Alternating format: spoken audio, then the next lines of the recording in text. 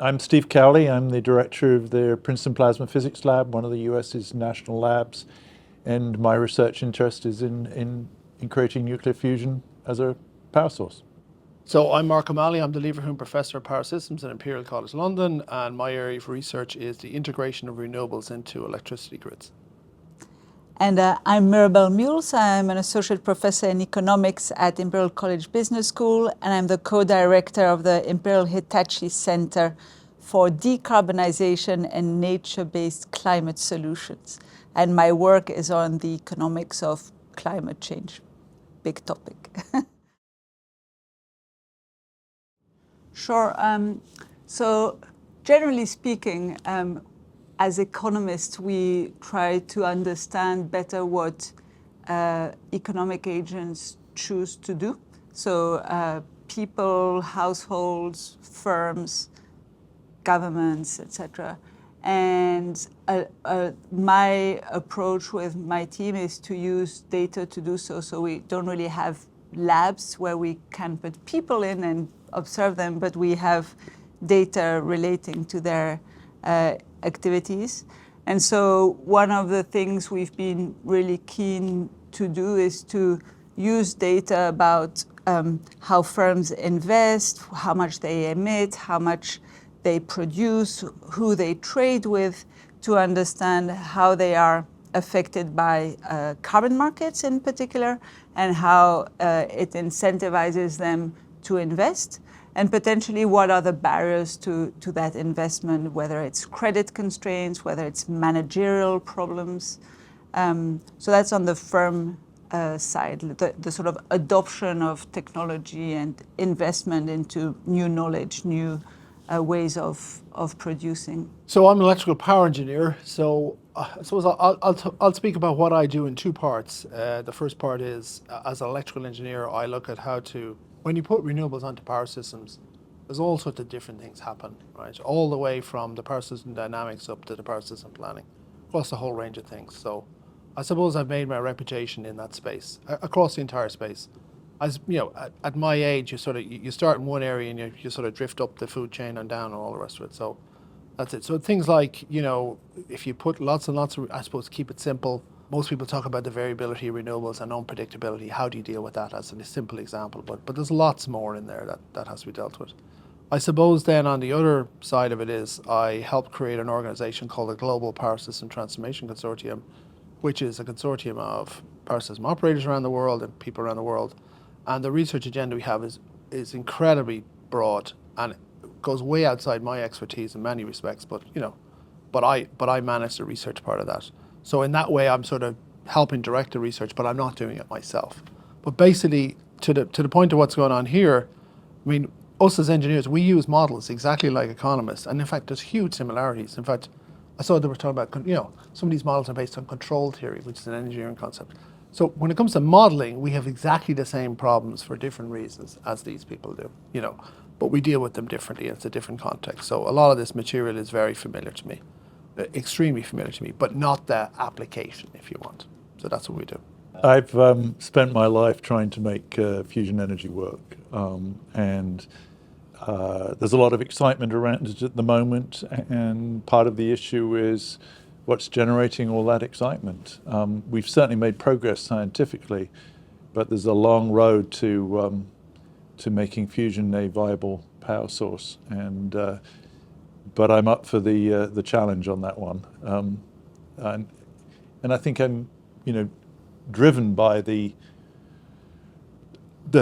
need to do something about the dreadful situation we see ourselves in, and just the progression year after year. And this morning we were hearing about yet more unpredictable consequences of climate change, which is making a difference to people's lives already. We had climate change and everybody was saying in some number of years something's going to happen and that's going to make your life worse. Well, people's lives are getting worse because of climate change. And I think that's putting a reality into the situation. But changing how we generate power, how we heat our houses and stuff is interestingly, much more than a science or an engineering problem. And that's why a conference like this, where there's all kinds of people talking about all kinds of things that are associated with that problem, and kind of interesting to sit in. I already learned a whole bunch of things this morning. So physicists, engineers, and economists, we'll solve the problem. We'll put forward a solution. Most people in the world look at it and say, I'm not going to use that. That's true. That is absolutely Well, the classic case of this in terms of sort of technology that's really deployable right now is insulation in people's houses. That's right, yeah. Right? Everybody could do it. It would make a big difference to the energy demand in this country. Every bite out of the apple is important. And yet what happens generally is people don't do it. If they do it, they leave their windows open because actually they're not paying that much money for their energy, and they like having their windows open, which makes putting insulation in your house pretty paltry effect, right? So this issue of how people respond to things, I think, is critically important, and we've always wanted to drive it through your pocketbook, right? Doesn't work. And if you raise the price of energy, stuff happens. Well, I don't agree. I mean, you're the economist. I think what it is, and you see, the problem is we're now talking about something we don't know anything about. But in my opinion, you have. Let's say we have rich and poor in the world. It's more complicated than that. Rich people don't care because they've got so much money, so it's not going to have any impact on them. Poor people have so little money they can't put PV on their roof, or So that's the poor people can't do anything about it because they don't have the resources. The rich people don't respond to prices. So I do think that although energy isn't big enough for spending, I think that the combination of automation and the ability of giving the right data and the right incentives is improving massively. If you look at electric cars, we're not there yet, but it doesn't only depend on regulation. Regulation helps, and it doesn't only depend on understanding behavior. We actually have businesses who've made their fortune and success on understanding what will drive behavior and adoption, and in a successful way. And so I think now, if I'm you'll notice I'm quite optimistic in nature that you can see sort of suddenly big shifts, and these are generational. Same with investment, right? Until now, some generations would not change the way they invest to take into account other values than just the return. And I think now you're seeing generations of investors who are saying, what's the point having a pension plan if the planet is 5 degrees warmer when I take my pensions?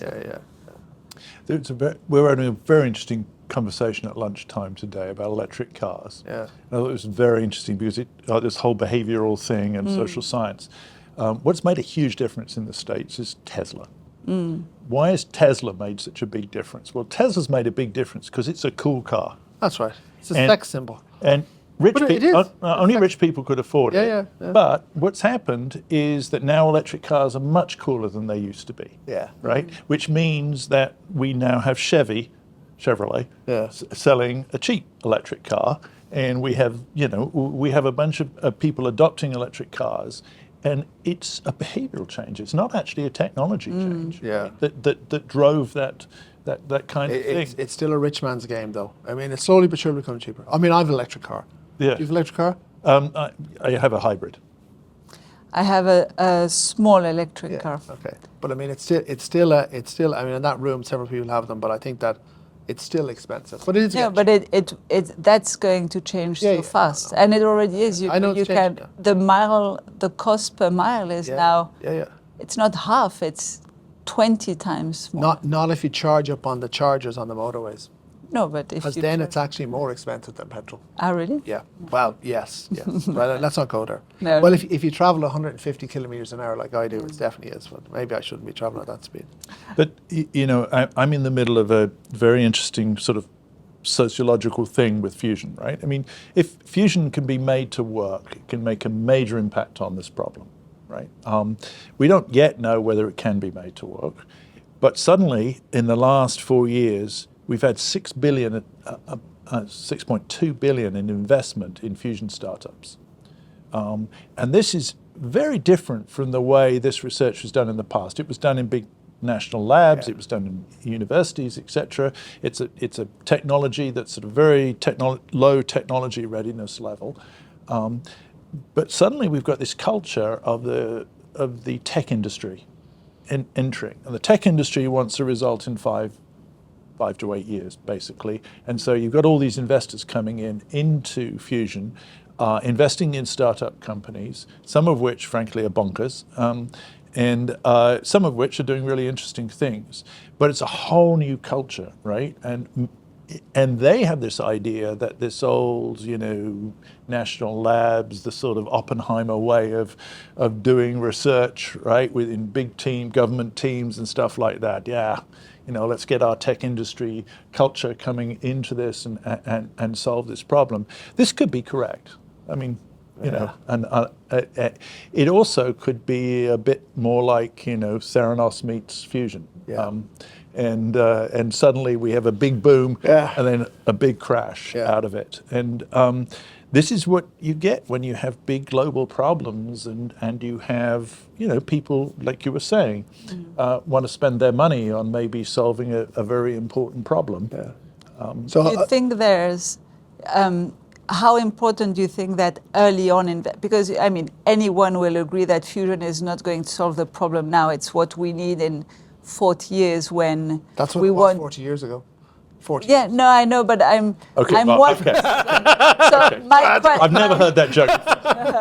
I'm wondering to get it in. how do you feel that are there elements that mean that early investment now is, if it isn't displacing investment to faster decarbonization, how does investment now would the research on fusion and making it happen, would it benefit from a system that is already decarbonized, or is that effort into fusion research anyway, it has to take place at some point, and there's no benefit to waiting to do it? So I think we really don't know how long it's going to take, right? We have some estimates. The US government says they want to make fusion electricity by the end of the 2030s. That was a National Academy report, and the White House has agreed. That's actually quite hard to do, and it's a stretch goal in my view, right? But it's clear that we have to do something else right now in order to decarbonize our system, because we need to do it much faster. Look, if we got first electricity by the end of the 2030s, it's not going to be making a difference, right, until the second half of the century. For sure. And if that's true, we need technologies right now that are going to help us, for instance, deal with the fluctuations in renewables on the grid, right? And those technologies probably are available. And I wouldn't like the prospect of fusion to distract people from deploying those now. Yeah, I want to come back to something that Stephen said, just so on the labs and I heard exactly what you said, is that the lab system is very cumbersome, let's be clear about it. The technology people want to be more innovative, and they think they know what to do. And I'm on both sides of this argument, because I was in the federal lab, I was chief scientist at NREL for a while. And I know the tech industry extremely well, because as an electrical engineer, my colleagues in electronic engineering, which were the same route, are essentially the technology business, right? So I know both businesses.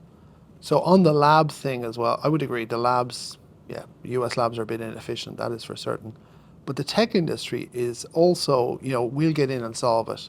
We've seen that with, I don't know if you've seen it, Mirabelle, but I've seen it with all these guys, Google, Bill Gates' group, and in fact, in fairness to Bill Gates, he's investing in stuff we're doing. But my problem with the tech industry is that they develop telecoms, which are these things, right? Okay, and if you look at it, right, if you look at Moore's law, right, Moore's law, they keep on doubling and all the rest of it. This technology is not mature yet. It hasn't hit maturity, right? But the electrical power industry has hit maturity. We've hit physical limits. They have not hit physical limits. So the comparison is not correct. Because I think you need to say the stage. So you know, I mean, we can make CCGTs or, 70% efficient, but we can't make them anymore. We've hit the laws of physics boundaries. They haven't. And yet they come in and say we can do it, and they always invariably fail. I mean, if you look at it, they had Google Energy or something like that, and that went by the wayside. And they continually keep on coming in and saying, and there's always this tension between the technology business, the electrical power. Like I said, at the root, they're the same business, electromagnetic circuit theory. And they keep on saying, we can do this better than you can. And they always come in and they always fail because they don't understand that the electricity industry is essentially a mature industry as opposed to the technology industry. So I just want to put that up. So I'm not saying no, but to Steve's point, I would favour the technology approach towards innovation than the national lab approach, because I think it's too cumbersome or whatever. Sure. That depends what kind of thing it is. Yeah. Right? And if it's a huge You infrastructure can't develop thing, something like the atomic bomb No. in the tech industry Yeah, because that's it true, requires too many integrated technologies, Yeah, too yeah, much team science, too much. Yeah. And so it's just different ways of doing things. Yeah. It's not clear that that way of doing things will provide all the solutions Yeah. that we need in the next few years. also, I mean, although the electricity industry, in terms of I don't know it well, but what I do observe is that there's still a lot of scope to improve the system itself. And its efficiency. So even if from a physical perspective, you say we're at the limit. There's and there I feel that. So for example, we're working on understanding how we can make households more flexible in their demand and how we can automate that. So we're running a trial in India with Tata Power, where we've put 1,000 smart switches in households, and we have different treatment groups. We vary when we switch off and how much they get to get compensated about for their flexibility. And we see plenty of scope for that and really strong responses. You're right, but if you look at it, all those advances are at the margins. The physical limits have actually been, you will get it, you'll squeeze an extra 10% out of it. But remember, if you're going to decarbonize, largely speaking, you're going to electrify. Is that correct? Everyone agrees with that. So you're going to go from 30% electricity to 80% electricity. So the problem with that is the physical limits of the transmission system have been reached. We can get a little bit more. So we need to build loads and loads of transmission. And the problem is society doesn't want it. And back to the social science question. I'll tell you, the one thing that really annoys me about politicians, there's lots of things that annoys me about politicians, but they keep... One of the things. Brilliant. That's it, exactly. One of the many things. The problem is they keep making renewable energy targets, right? But actually what they should come out and say is, I'm going to make a transmission target. I'm going to build 1,500 kilometers of transmission every year. Because the renewable target is absolutely irrelevant unless you build a transmission. And therefore they should tell the people the target is to build transmission to enable the renewables. But they won't do that. Because the society wants to hear the target for renewables, doesn't want to hear the target for transmission. So they need to be honest with them. And I think the other thing policymakers should do, and it's pretty clear from this room, they need to set it all out on the table, and I think Lars, all the work is doing, and say, listen, we have finite resources here. What's the best portfolio across this entire range? And get on with it. Because what I feel at the moment is that so I don't know the answer to that question, I'm not giving it, but what I find at the moment is that I'm finding an awful lot of people who are hugely enthusiastic about technologies that are at the periphery that make no difference whatsoever to the big picture at all. And we're investing a lot of time and attention in them. And they're sucking air out of the system, if you know what I mean. Now, they are of use, but they're minimal. They're not actually targeting the real problems.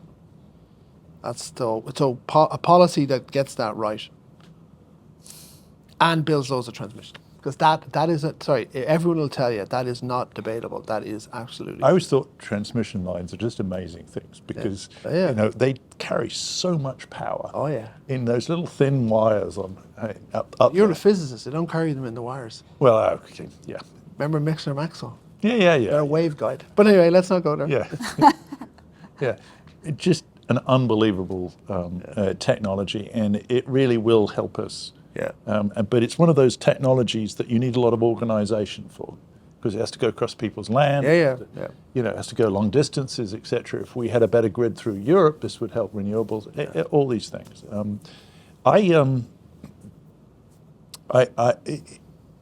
in this space, you know, obviously, I want people to be realistic about what's going forward, and not look for silver bullets, right? There's lots of things we can do right now. There was a wonderful book by David Mackay, who was science advisor for DEC at the time. Government always in this country always changes the names of every department every few years, but It's gone through 3 name changes. yeah, I know. As far as I know, 4. He wrote this beautiful book, Sustainable Energy Without Hot Air. And for a That's physicist, it was a great book because it kind of, and David was a wonderful fellow. But a part of the thing, he basically, his message was we should do all of it, everything we know that we can do to decarbonize our energy system as soon as possible, right? And it's all of the above. Yeah, but there has to be but there also has to be prioritization in terms of resources, because best bang for your buck is at different places. I agree you should do everything, but you should, you know. No, I agree. Much more valuable. So what do you have in mind? Huh? Hydrogen. No. Is I mean, what you have in mind as the wrong thing to focus on. Oh, the wrong thing to Yeah, focus on. I Oh, would- That could be tricky. Well, I think hydrogen now is a bit of the hot air where yeah. people think, oh, we're solved. We'll just replace everything with hydrogen. The biggest hot air one I'm coming across is I keep getting asked, what about AI, Mark, to solve some of your problems? I go, oh, no. So AI is a bit of a problem at the moment. It's a distraction because it's not going to solve any of the problems. Yeah, so yesterday I heard an estimate was made that it could help 10%. It could sort of, but basically it could optimize things. Yeah, that's right. Yeah. Oh, I'm going to have great fun with AI. Yeah, it's not going to solve No, the honestly, problem. AI is a disaster. one of the interesting things about AI is in the sort of this fusion's very much a future energy thing, and we don't really know how to optimize it. And we don't know what the optimum configurations are, but yet we now have models that actually could extend into that. And so one of the big projects we're trying to do is to use high-performance computing and AI to look for optimum configurations. That's a very different application. Than Yeah. Right? Yeah. And it's a long way off. And At the margin. well, actually doing it is not a long way off because we've started doing it, but it's not that Yielding the AI results. itself is going to solve these problems. No. But in terms of what you just said, I agree. There's a real danger at the moment. So in the area that I'm in, which is electricity, which is right now at the front end of everything, correct? That's the place it's happening. That's the place where the impact has been had. And I can tell you here and now that those of us in that business, when it started first, this whole area, the initial period was pretty simple, relatively simple, in that those of us who knew it was possible and got on and did it, right? There was some work to be done, but it wasn't that. It was challenging, but not very challenging. But now we're getting to the point where it's getting incredibly difficult to go any further. And particularly if there's no transmission, and it gets more difficult. And I think what's happened is a lot of people believe electricity is done, and the reason they believe it's done is because initially there was a lot of pushback against it, and that turned out to be false, right? And now it's gone fairly well, okay? And I was on the side of telling the false people that you were wrong and get it out. Now I'm turning into the side where I say, now it's going to get very difficult. But the problem is people are not going to believe us. That's my concern. And yet put it this way, if we can't get the grid up to nearly 100%, I don't care how much hydrogen you have because you won't be able to make it. So I think the thing has to be, you have to plan this out like an engineering project. You know, it's in sequence and you got to get all these parts done. And there's no point in solving this part if these 2 parts down here do not work because you won't get there. That's what I meant by some sort of plan, if you know what I mean. Best bang for your buck. It should be project managed by somebody. It's a big engineering project. It should be project managed. Well, But back to politicians. You don't think they project manage, do you? So They project maybe, manage to get voted in the next time. so maybe the best policy would be to force politicians to be engineers if they want Oh, to become. no. No, even I wouldn't. No. Engineers are the wrong people to run a country, I can tell you. Well, look, I remember back in the just a little more than 10, no, it was probably 12 or 13 years ago. We used to have a meeting here in London in a restaurant paid for somebody. I have no idea who paid, for a bunch of people involved in issues to do with energy and climate change. And people came from government, people came from companies, people came from universities, people like myself from a national lab, to talk about climate change. And round about then, people were losing their shirt in offshore wind. There'd been the big burst of building offshore wind. The technology was not panning out exactly how people were seeing. They were having problems getting them on the bottom of the sea, but also the gearboxes weren't working perfectly, and laying the lines from the wind turbines to the shore was problematic. It's interesting how you can make probably about 8 years later, there was a revival of the system, and then we've seen steady progress in actually investment. But at that time, the investors were saying, "I wouldn't touch, I'm getting out, and I'm never coming back."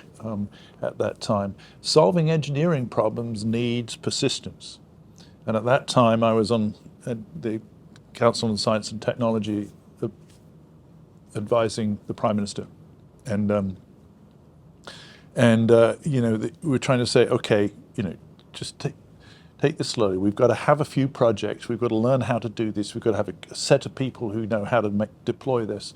This is the same thing with transmission. If you don't have the foreman, the linemen, all the people who do this and they do it efficiently, you spend a lot of money getting nowhere. But remember, we don't have to do any research to build transmission. We know how to do it. It's just a pure engineering problem. It's not, you don't need to invent anything. But we know how to do it if you've got people who've done it. Right? Yeah. Because it's very hard to do it from scratch if you've never done it, right? Yeah, but it's not actually that difficult at all to build transmission. Also, I guess it's the acceptability that's. Yeah, it's the acceptability. That's, if you talk to everyone in this business, they'll say they're not worried about the building of it. What they're worried about is how long we're going to be stuck in court cases, and that's the biggest problem they have by far. By far. Most people will say it's 3 to 5 times more expensive. But Mark, you told me this was a mature technology. Yeah. And it was... No, but you can bury it, but it's just more expensive. But, and you said it becomes a system that we don't really know what the characteristics will be. No, we don't. Surely that's... No, we do know what the characteristics are. We can model them, but no one's ever operated it. Yeah. So we can model it, but we don't actually This might know. be a lot easier than some of the other challenges. Oh yeah, no. But I'm just saying that it's more expensive. It's let me put one. It's more expensive. It can get more unreliable, right? And there will be a learning curve, right? Not the rest of it. So they're not showstoppers at all, right? I'll tell you what the showstopper is. So you take where I'm from, Ireland, right? If you went, we've huge direct investment, right? And let's take Intel as the example. Intel have just opened, I think, Fab 34. I can't remember. They invested $8 billion in it. I don't know, but huge amount of money. That's a hugely important investment in Ireland, right? Every time Intel make an investment decision, one of the things they look at is electricity system.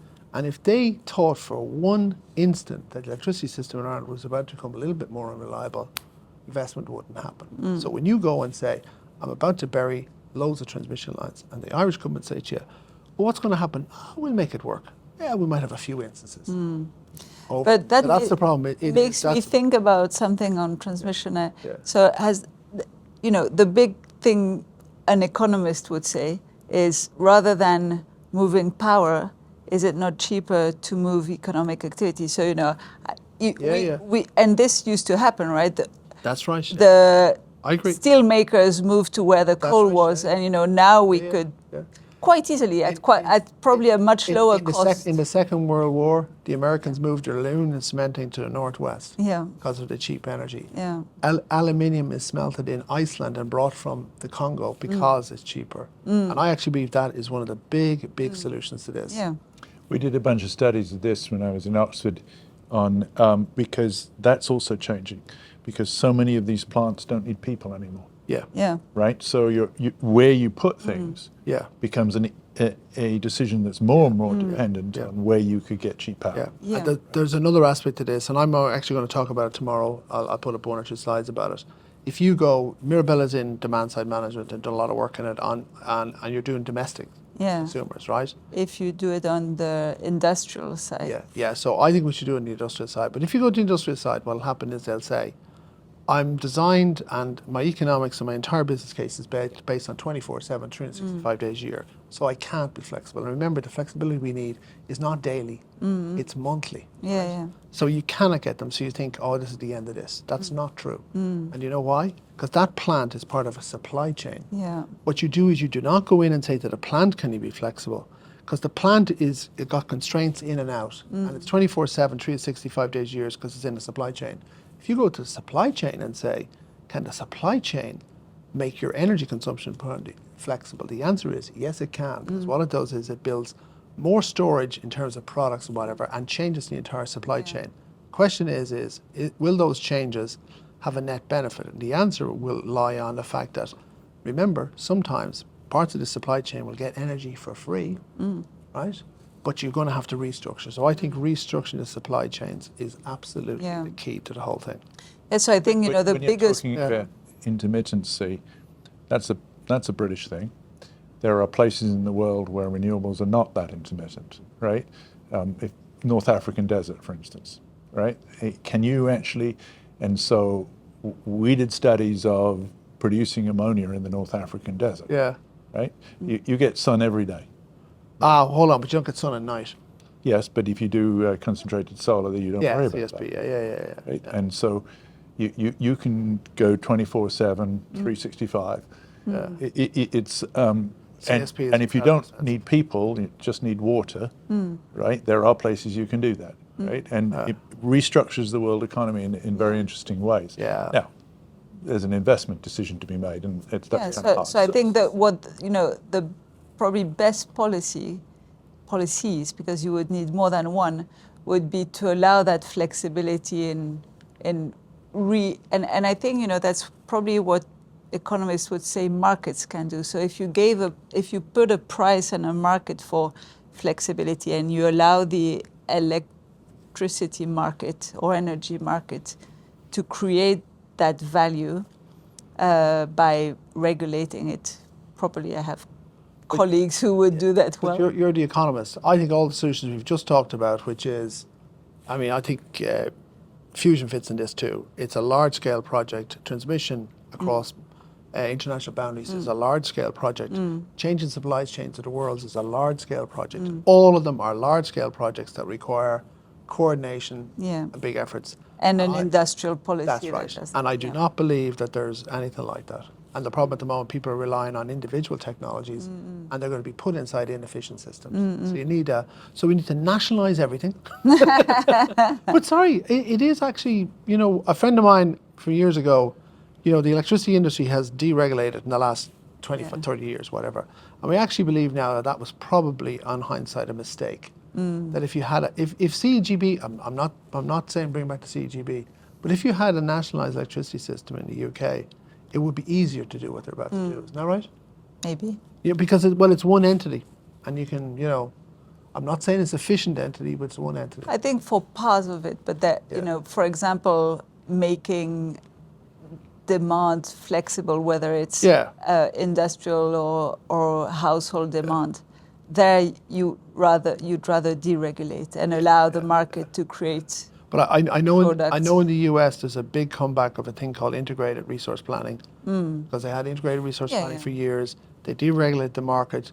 system operators would simply say, I'm not going to determine where the generation is going to go, so that no one was doing integrated resource planning. It's on its way back hugely at the moment. It's like industrial everybody- policy that's right, 10 yeah. years ago was a no-go Yeah, yeah. And word. what's now happening? And now it's at the top of Well, I remember being surprised when the Conservative government in this country had a department of, business, energy, and industrial strategy, yeah. right? And now you go into the White House and people in the White House talking about industrial policy, right? That's in the land of the free market. Wow. Exactly, yeah. But I mean, it is true. All these problems have this Yeah. such a large scale thing Yeah. to coordinate. Yeah. And COVID was the perfect example of it, wasn't it?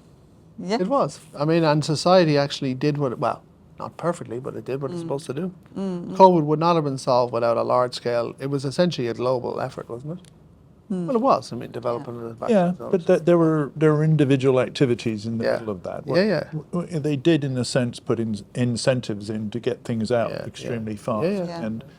and private industry rose to the challenge.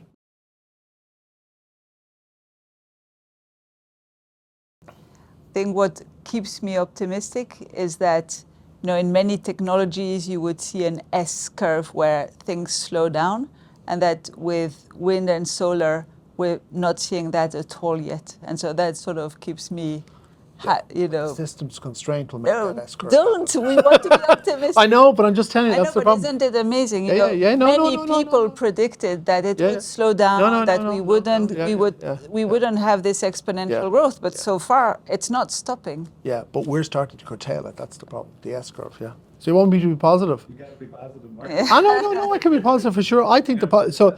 Let's assume that the policymakers have got the other piece right that I spoke about earlier, right? I think the positive thing is, and we need to get more young people.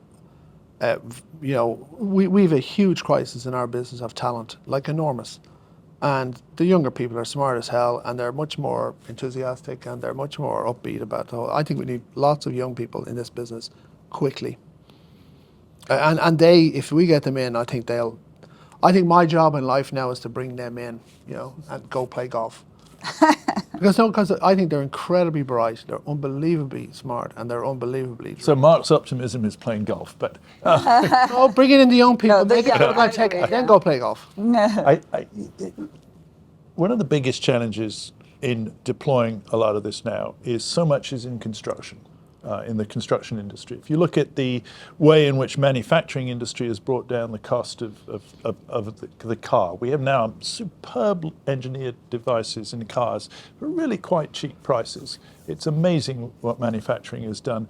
That hasn't translated into large-scale construction, and large-scale construction is going to be a big part of this, Yeah. whether it's transmission lines or it's wind turbines or it's nuclear power stations. And the optimistic side of this is that robotics is coming into the construction business at a pace now. Right? We have robots on construction sites. We have, and this produces precision. It produces, people work the robots work all night. And I think we're going to see a driving down in costs of construction. I hope so, because it's needed. Anything from the tunnel into New York to Hinkley Point Power Station and things, construction costs have been just strangling us. And I think if we're going to make this transition, we're going to have to mechanize construction, and I think it's there. I think AI will help that tremendously.